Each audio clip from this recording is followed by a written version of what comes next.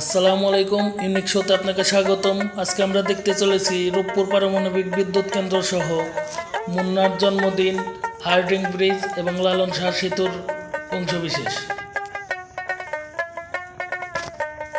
ভ্রমণের দিন প্রথমে রাজু, মুন্না এবং শাহিন দাঁড়িয়েছিল। তারপর আমি আসলাম, সৌরভ আসলো, ইয়ামিনও আসলো, আব্দুল আলিমও আসলো। একে একে সবাই জড়ো হওয়ার পর যখন দেখলাম ট্রেন আসতে বিলম্ব হবে, তখনই আমরা বাসে উঠলাম। আমাদের গন্তব্য পাবনা ঈশ্বরদী। তারপর বাস স্টপেজ দিল সিরাজগঞ্জ রোডে।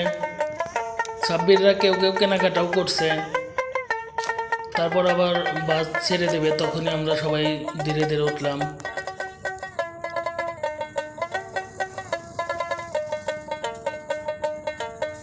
অবশেষে আমরা পাবনাতে পৌঁছালাম। সেখান থেকে আমাদের গন্তব্যস্থল রূপপুর পারমাণবিক বিদ্যুৎ কেন্দ্র। এই রাস্তাটা যে এত সুন্দর লেগেছে বলার ভাষা নেই আমার, অনেক সুন্দর, দেখলে মন জুড়িয়ে যায়। তারপর আমরা দেখলাম রাশিয়ানদের আবাসিক যে জায়গা, ওইটা ভবনগুলো। অবশেষে আমাদের সামনে পারমাণবিক বিদ্যুৎ কেন্দ্রের যে চুল্লিগুলা, ওইগুলা চোখে পড়ল। অধীর আগ্রহে চোখ দিয়ে দেখতেই থাকলাম আমরা। এই জায়গাটা হচ্ছে পাবনা এবং কুষ্টিয়ার বর্ডার, যেটা সেটা এক পাশে পাবনা, এক পাশে কুষ্টিয়া। আমরা এখন লালন শাহ সেতুর উপরে উঠছি।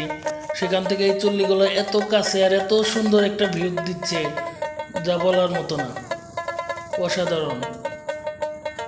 যেদিকেই যাওয়া যায় ওইগুলা চুল্লিগুলা সবসময় পিছনেই থাকে। আমরা এখন লালন শাহ সেতু পার হচ্ছি। যদিও আমাদের মেন গন্তব্যস্থল ছিল পাবনা, তারপরেও লাঞ্চ করার জন্য আমরা লালন শাহ সেতু পার হয়ে অর্থাৎ কুষ্টিয়াতে এসে এই হোটেল লেক ভিউয়ে আমরা লাঞ্চ করলাম।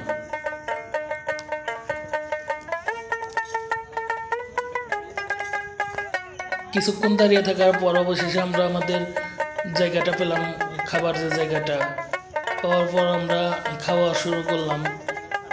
এদিকে ইয়ামিন তো অনেক তাড়াতাড়ি করে খাচ্ছে, আসলে ক্ষুধাও লেগেছিল প্রচণ্ড। তারপর সেখান থেকে ফেরার পথে আবার লালন শাহ সেতুতে সেই চুল্লিগুলো আমাদের সামনে পড়লো। এগুলো দেখতে অসাধারণ। আর এই পাশে আমরা হার্ডিং ব্রিজটা দেখতে পেলাম, যেটি পদ্মা নদীর উপর দাঁড়িয়ে আছে। হার্ডিং ব্রিজের নিচে অর্থাৎ পদ্মার উর্বর ভূমিতে চাষ হচ্ছে গাজরের। দেখতে অনেক সুন্দর জায়গাটা। সেখান থেকে নানান ধরনের দোকানপাটও বসেছে। আমাদের ঘোরা শেষে বাইপাস রেল স্টেশনের উদ্দেশ্যে রওনা হলাম। অবশেষে বাইপাস রেল স্টেশনে এসে পৌঁছালাম আমরা।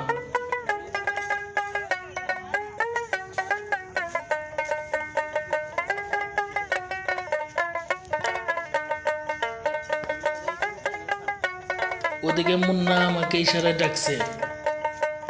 রেল স্টেশনে পৌঁছানোর পর টিকিট কাটার পালা। এবার টিকিট কাউন্টার জিজ্ঞাসা করলাম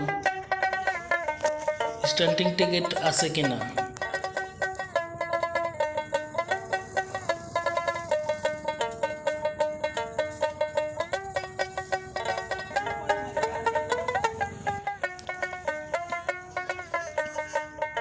এদিকে টিকিট কাটা আমাদের কমপ্লিট। সাব্বিরকে অসংখ্য ধন্যবাদ টিকিট কাটতে সাহায্য করার জন্য। আচ্ছা সৌরভ, আজকে যে আমরা এই পাবনা ঈশ্বরদী মিলে যে একটা ট্যুর দিলাম, তোমার কাছে কেমন হয়েছে?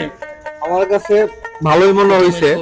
এখানে আমাদের সাব্বিরের মিস্টেক ছিল, তার জন্য আমরা ট্রেনটা পাই নাই। সৌরভ তো বাসে যাইতে হয়েছে, বাসে যাওয়ার জন্য আমাদের সময়টা বেশি লাগছে, ভাড়াটাও বেশি লাগছে। আমাদের মুরগিও বানাইছে। এক কথায় কেমন হয়েছে? তারপর ওভারঅল ভালোই ছিল। সম্পর্কে আজকে টুকটা মোটামুটি খারাপ না ভালোর মধ্যে হয়েছে আর কি, কিন্তু কিছু মিস্টেক ছিল। পাবনা ঈশ্বরদী এই ট্রাভেলটা তোমার কাছে কেমন হয়েছে? ওভারঅল ভালোই লেগেছে, তবে আরো ভালো হতে পারতো যদি আমাদের মানে ধন্যবাদ তোমার মতামত দেওয়ার জন্য। ধন্যবাদ শাহিন সুমনকে মুন্নার জন্মদিনের কথাটা আমাদেরকে মনে করিয়ে দেওয়ার জন্য। মুন্নার বার্থডেটা খুব ভালোভাবে সেলিব্রেশন করলাম। মুন্না তো অনেক খুশি আমরা হঠাৎ করে ওকে সারপ্রাইজ দেওয়ার জন্য।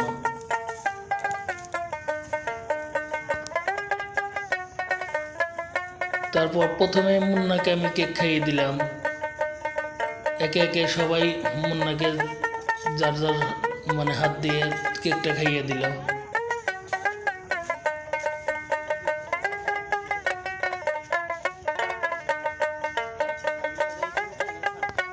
আমাদের ভিডিওটি সবার কেমন লাগলো সবাই কমেন্ট করে জানাবেন। আর পরবর্তীতে দেখা হবে নেক্সট ভিডিওতে। সবাই ভালো থাকবেন, সুস্থ থাকবেন। আল্লাহ হাফেজ।